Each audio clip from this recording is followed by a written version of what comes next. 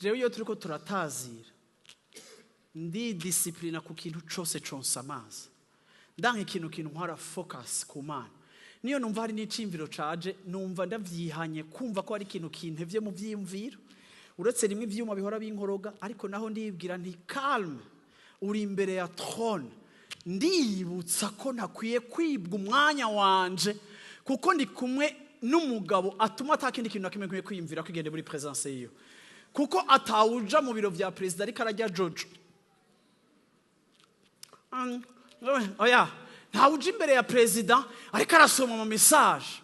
aramaximiza audience hawe kugira ngo ayivane mworo maximum niyasohoka muri ayo marembo ubuzima bwiwe buhinduke rero sikubera Imana yanje ntayibona ntayikompara n'ivyo mbona kugira ngo mparure ingene ndayicubahiro cyane ntayicubahiro ariko iyo naje mu nzu y'Imana mu matazirano singeneye kwimvira ivyo bariko bararirimba canke waririmbye canke zinazo pendwa canke izo basaka canke uko hagaze canke uko yambaye ivyo byose ndagerageza kuvuga ati siho ndiko ndaraba Imana yanje akarakaryo kanje uyu n'umwanya wanje wo kumushima niba kwiye guhabwa icubahiro nta bindi bigirwa Mana nemera ko vyubaka hano hantu no munsi kuko niwe Mana yonyene dusenga niyo Mana yo kuba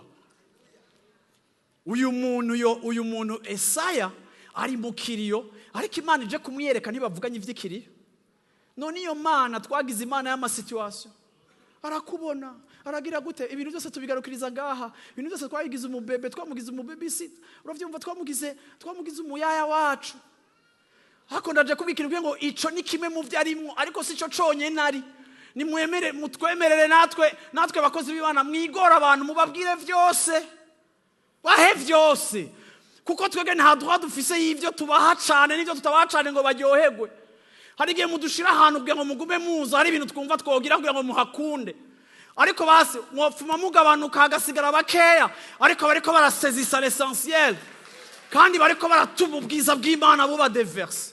Imana yacu si Imana y'amasituation icubahiro cayo kiraganje mu isi yose naho twoba tudakize naho twoba tutaronse amafaranga naho igitoro coba kibuze isi yose yuzuye icubahiro c'Imana iki nico ntigihindurwa na situation yanje kandi nimba yoyo itari variable kandi idahinduka nuko rero nanje nzoza imbere yayo yindi idahinduka kandi ashaka ko munyigisha idahinduka kugira ngo nimunkundisha ibihinduka ko nivyahinduka nzosubira ngaruke ntabaze ariko nimwankundisha idahinduka sinzobivamwo kuko yo nihinduka nzoza no ngaha atani indirimbo mfise mvuge ngaha mu rusenge mvuga ngo kuko menyeko naho yoba urupfu naho yoba inzara naho yoba guhamwa naho yoba kwambara ubusa naho yoba gutabwa haleluya atakintu na kimwe muri kino gitondo gihagije ngo kinandukanye n'urukundo rw'Imana kuko ndamenye neza yuko nanywanye nawe ntanywanye n'ivyo yampaye igihe kirageze ko duhagurutse ishengero ridakunda imifuko ya papa ariko rikunda umutima wa papa